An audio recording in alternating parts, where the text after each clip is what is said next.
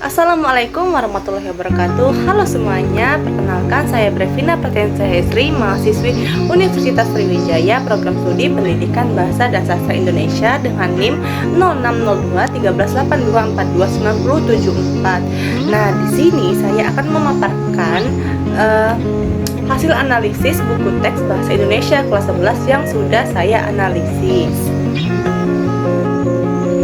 Baik, langsung saja. Jadi seperti yang kita tahu atau secara umum, buku teks itu adalah merupakan buku yang menjadi bahan ajar yang disusun secara sistematis sesuai dengan kurikulum ataupun tujuan pembelajarannya.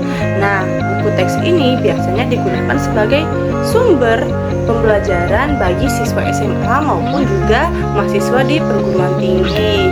Nah, menurut Ratmelia 2018, buku teks ini adalah buku yang digunakan sebagai dasar ataupun bagian dari pembelajaran, ditulis secara khusus dan juga berisi pengetahuan-pengetahuan yang terpilih dan sistematis. Sehubungan dengan itu, Ornstein 2010 itu menyatakan bahwa buku teks juga harus berperan sebagai alat evaluasi terhadap kemampuan yang dimiliki para siswa. Nah, jadi dapat kita simpulkan bahwa buku teks itu adalah bahan ajar yang disusun secara khusus dengan isi yang terpilih dan juga tersusun rapi. Nah, buku teks ini juga harus mendukung proses belajar dan pembelajaran agar bisa menjadi bahan evaluasi bagi para siswa. Objek telaah saya dalam analisis ini yaitu buku Bahasa Indonesia kelas 11 yang sesuai dengan kurikulum Merdeka. Nah, buku ini ditulis oleh atau dikarang oleh Pipi Dwi Kumaria S. MPD. Nah, bukunya itu buku ini tuh terbit di tahun 2022 di penerbit Erlangga dengan jumlah halaman 270 halaman. Itu saya lihat yang ada di daftar isi dengan ukuran 17,5 kali 25 cm. Untuk menilai kualitas buku, analisis ini menggunakan teori BSNP atau Badan Standar Nasional Pendidikan. Nah, standar penilaian buku yang diatur oleh Badan Standar Nasional Pendidikan ini memberikan acuan yang jelas dalam mengukur kualitas penyajian dan juga latihan pada buku teks. Nah, pada teori BSNP ini terdapat 4 poin. Yang pertama itu kelayakan isi, kelayakan penyajian, kelayakan bahasa, dan juga kelayakan kegrafikaan. Nah, di sini saya hanya mengambil 2 poin saja yang saya gunakan untuk menganalisis buku teks ini, yaitu poin kelayakan isi dan juga kelayakan kegrafikaan. Nah, kelayakan isi ini memiliki beberapa indikator, yaitu apakah buku ini sesuai dengan kurikulum CP ataupun KD, yaitu capaian pembelajaran ataupun kompetensi dasar dan perkembangan siswa, akurat dan benar secara konsep, lengkap dan relevan sesuai dengan kehidupan nyata siswa, mengandung nilai karakter dan menghargai keberagaman serta mendorong keterampilan berpikir, baik itu berpikir kritis, kreatif, dan juga komunikatif.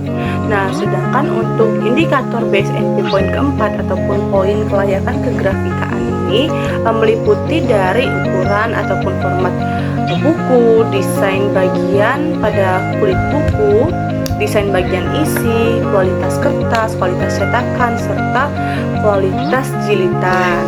Nah, untuk mendukung analisis ini, saya sudah mewawancarai salah satu guru bahasa Indonesia di SMA Bina Bangsa Pondok Pesantren Al-Falah, yaitu Ibu Amiba SPD sebagai pengguna dari buku teks ini.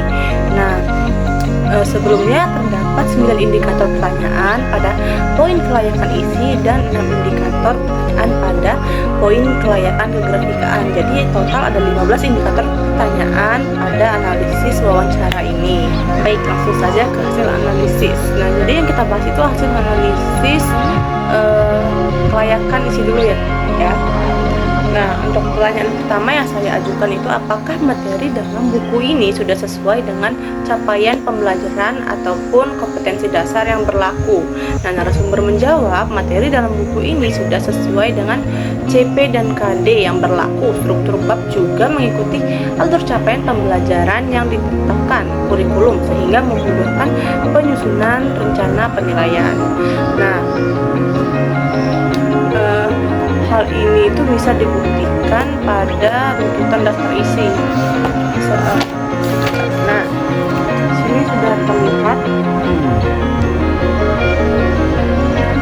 bahwa materi itu sudah runtut dengan aliran capaian pembelajaran tahun 2020. Contohnya juga dari materi yang mudah, diawali dengan materi yang mudah, lalu materi yang sedikit kompleks untuk siswa SMA.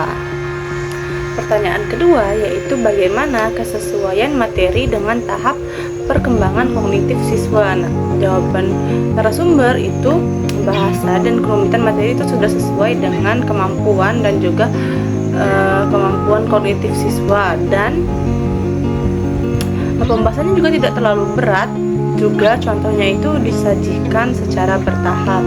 Nah, di sini dapat dibuktikan pada bab 1 halaman 7, yaitu pada teks prosedur.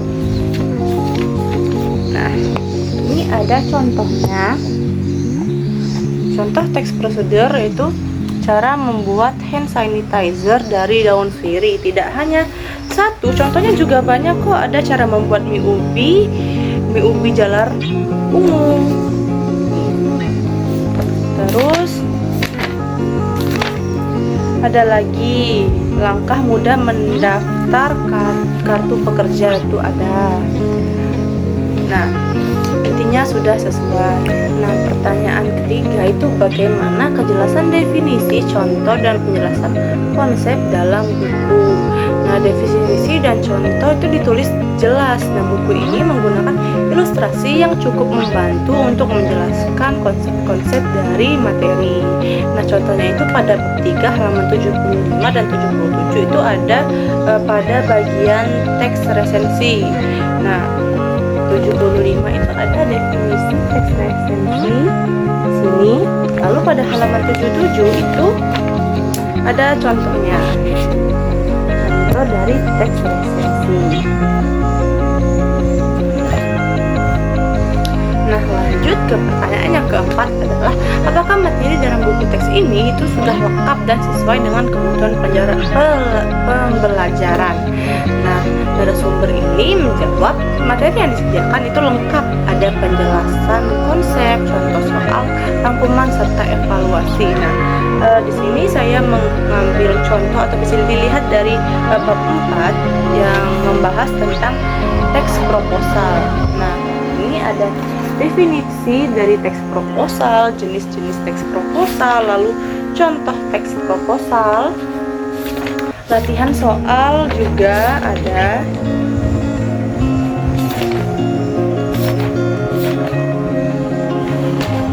Ini latihan soal, ada uji kemampuan tulis, latihan soal, lalu rangkuman juga ada. Nah, ini rangkuman. Ini rangkuman, lalu dilanjut ke halaman 105.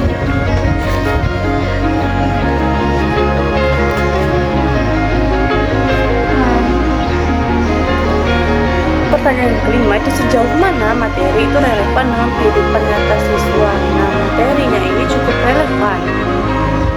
Menurut narasumber, materi ini cukup relevan. Banyak contoh dan soal yang dihubungkan dengan situasi sehari-hari dari siswa itu, sehingga mereka itu bisa memahami manfaat praktis dari materi tersebut. Nah, di sini saya mengambil contoh dari bab 3 halaman 108. Di sini ada resensi tentang teks resensi tentang buku Kesenjangan Ekonomi Mewujudkan Keadilan Sosial di Indonesia, yang penulisnya itu Eka Sastra. Nah, Adapun saya mengambil contoh di teks ceramah juga ada. Mengapa masih suka menaruh sampah sembarangan? Ini kan bukan siswa sekarang aja, tapi siswa itu masih sering membuang sampah sembarangan. Jadi semoga siswa yang membaca contoh teks ceramah ini jadi tersadar sehingga mereka tidak membuang sampah sembarangan lagi. Lalu selanjutnya, pertanyaan selanjutnya itu adalah apakah buku ini mengintegrasikan nilai karakter? Narasumber menjawab, ya, beberapa aktivitas dan wacana itu sudah mengarah pada pembentukan karakter, misalnya kerjasama, tanggung jawab, dan juga kejujuran. Nah, hal ini tuh bisa dilihat pada bab 2 bagian teks ceramah. Yang tadi tentang teks membuang sampah itu, teks ceramah tentang membuang sampah sebelumnya itu ada teks ceramah tentang terjadinya banjir. Nah, di sini teks ceramah ini menjelaskan banjir itu terjadi karena adanya sampah yang menumpuk. Nah, sampah yang menumpuk ini jelas-jelas terjadi karena adanya masyarakat ataupun orang-orang yang masih suka membuang sampah sembarangan. Nah, jadi dengan adanya teks ini jelas dapat mengintegrasikan nilai karakter pada siswa. Pertanyaan selanjutnya itu bagaimana buku ini menunjukkan sikap menghargai keberagaman. Narasumber menjawab, buku ini cukup baik dalam menampilkan keberagaman. Ilustrasinya itu menunjukkan variasi budaya dan materinya tidak bias terhadap kelompok tertentu. Nah, di sini saya mengambil sampel dari bab 3 yaitu halaman 89. Di halaman ini itu ruang kolaborasi ataupun kelompok di mana siswa itu diminta untuk menganalisis antara teks resensi dan juga teks artikel.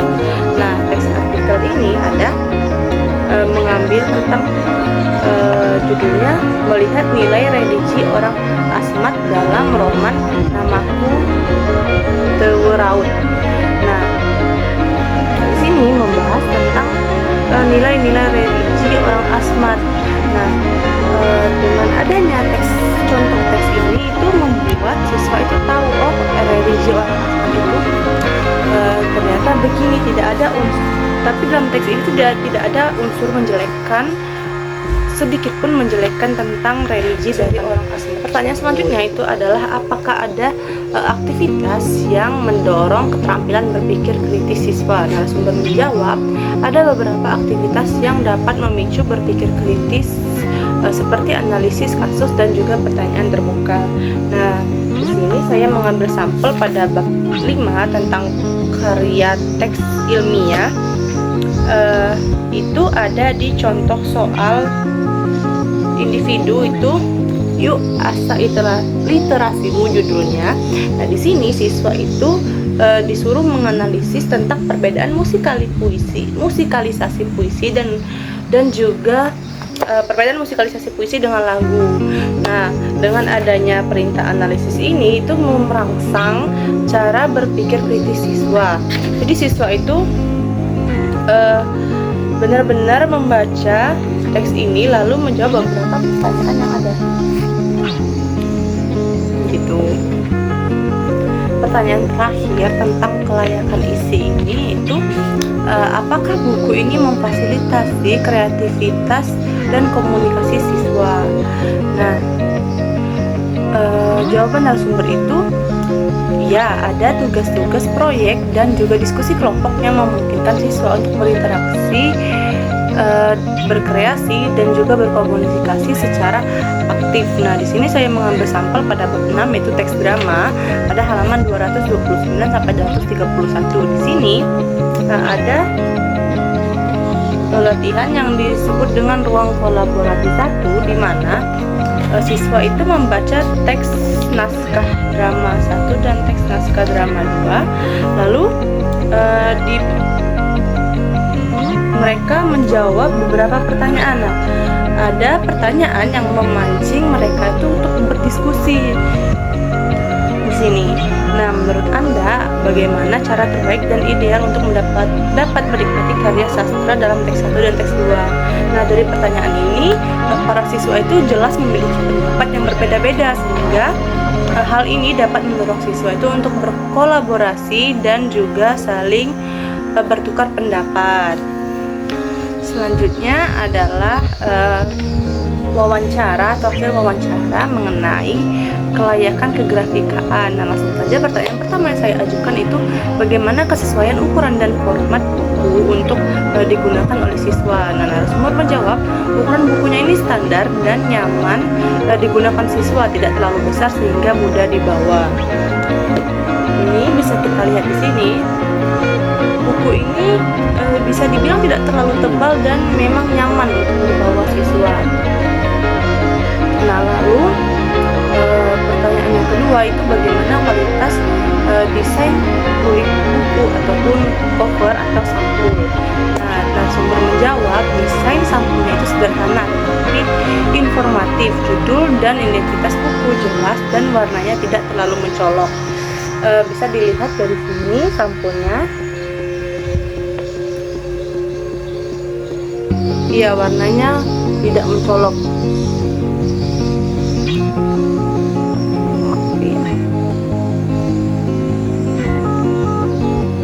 Identitas bukunya juga jelas ada di sini. Aduh. Nah, terdapat identitas buku, judul, juga ada buku bahasa Indonesia, kurikulum Merdeka. Selanjutnya itu bagaimana kualitas desain bagian isi, layout, font, spasi, dan ilustrasi. Nah, narasumber ini menjawab layout bagian dalam itu cukup rapi, font mudah dibaca, dan juga ukuran hurufnya sesuai. Spasinya juga nyaman dan ilustrasi yang digunakan relevan serta mendukung materi. Nah, bisa kita lihat di sini. Nah, fontnya itu benar-benar nyaman dibaca, tidak terlalu kecil ataupun tidak terlalu besar, itu standar, rapi juga, dan juga ilustrasinya itu sesuai. Bentar tadi saya mana ya? Nih, kartu prakerja itu ada ilustrasinya. Ilustrasi ini sesuai dengan materi, begitu. Sudah pas ya. Selanjutnya itu bagaimana kualitas kertas yang digunakan. Nah, narasumber menjawab kertas yang digunakan itu cukup tebal dan warnanya juga tidak menyilaukan sehingga nyaman dibaca dalam waktu yang lama. Ini ya memang benar adanya, tidak terlalu, kertasnya juga tidak terlalu tipis dan tidak terlalu tebal. Warnanya juga tidak menyilaukan mata sehingga nyaman dibaca dalam waktu yang lama. Nah, pertanyaan selanjutnya itu bagaimana kualitas cetakan atau ketajaman teks dalam gambar. Cetakan teksnya itu jelas dan tidak buram, gambar maupun grafik itu dicetak dengan resolusi yang baik. Ada benarnya. Bentar. Nah, di sini tidak ada satupun tulisan yang hilang di sini. Bahkan ini gambarnya jelas sekali.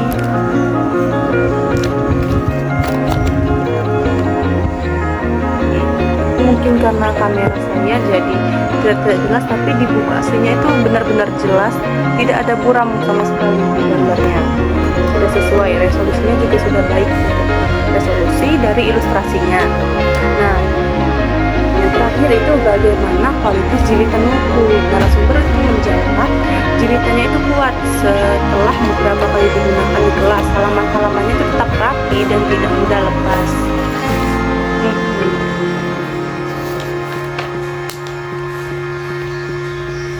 Berdasarkan hasil analisis wawancara yang sudah dilakukan, dapat disimpulkan bahwa buku bahasa Indonesia kelas 11 karya Pipit Dwi Komariah ini layak digunakan dalam pembelajaran bahasa Indonesia berdasarkan dalam standar BSNP, terutama pada aspek kelayakan isi dan juga kelayakan kegrafikaan. Nah, pada kelayakan isi, seluruh indikator BSNP ini terpenuhi tanpa menunjukkan kekurangan yang berarti materi itu sudah disajikan dengan sesuai, dan juga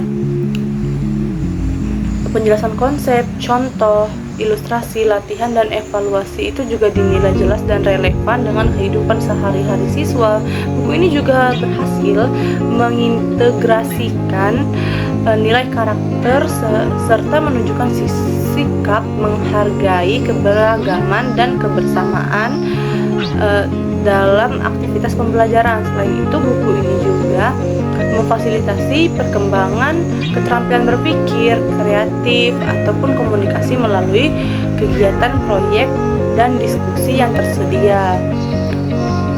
Nah, pada aspek kegrafikaan, buku ini telah memenuhi sebagian besar indikator, mulai dari ukuran, format buku yang nyaman digunakan, tata letak, dan juga gambar yang tajam. Meskipun demikian, terdapat beberapa kekurangan yang perlu diperhatikan. Karena menurut saya, buku ini pada halaman-halaman ini warnanya itu monoton. Jadi saya sebagai penganalisis itu kan membaca sebentar buku ini, nah itu sudah mengantuk karena warna yang monoton. Mungkin bisa digunakan warna yang cerah sehingga mata itu dimanjakan dan tidak mengantuk. Selain itu, terdapat juga kekurangan pada bagian jilid mungkin ya. Ini soalnya lihat saya beli bukunya mungkin karena pengaruh buku, saya beli buku bekas juga mungkin ya. Nah, mungkin bisa diperbaiki. Nah, jadi dengan demikian buku ini tuh tetap layak dijadikan sumber belajar utama siswa. Untuk rekomendasi berdasarkan hasil analisis, disarankan pada pihak penerbit dan penulis buku itu untuk melakukan perbaikan pada bagian visual atau fisik buku, yang mungkin bisa gambar ilustrasinya itu dibuat jadi berwarna atau warnanya itu tidak terlalu monoton. Tadi kan warnanya itu hitam putih ya, mungkin bisa dibuat jadi lebih berwarna begitu, supaya lebih variatif dan mata siswa itu tidak bosan membacanya. Nah, lalu pada bagian jilitan itu mungkin bisa diperbaiki. Tadi seperti yang saya tunjukkan itu rusak, mungkin bisa diperbaiki juga. Nah, bagi guru yang menggunakan buku ini, materi yang tersusun runtut dan lengkap dapat dimanfaatkan sebagai bahan dasar utama pembelajaran. Namun agar pembelajaran itu lebih dinamis, guru mungkin bisa melakukan aktivitas-aktivitas yang mendorong keterampilan berpikir kritis seperti diskusi, analisis, atau perbandingan teks secara langsung gitu. Atau juga bisa melatih untuk mengembangkan argumen, bertukar argumen antara siswa satu dan siswa yang lain begitu. Hal ini penting meskipun buku telah menyediakan aktivitas pembelajaran, beberapa kegiatan itu masih dapat diperkuat agar lebih menstimulasi kemampuan analisis siswa. Guru juga dapat mengkombinasikan buku ini dengan media visual lain seperti video ataupun contoh teks dari lingkungan digital siswa. Nah, penggunaan media tambahan tersebut juga tidak hanya menutup kekurangan aspek grafis buku, tapi juga malah memperkaya pengalaman belajar dan membantu siswa itu memahami materi dengan lebih kontekstual. Nah, sekian pemaparan dari saya. Saya ucapkan terima kasih. Wassalamualaikum warahmatullahi wabarakatuh.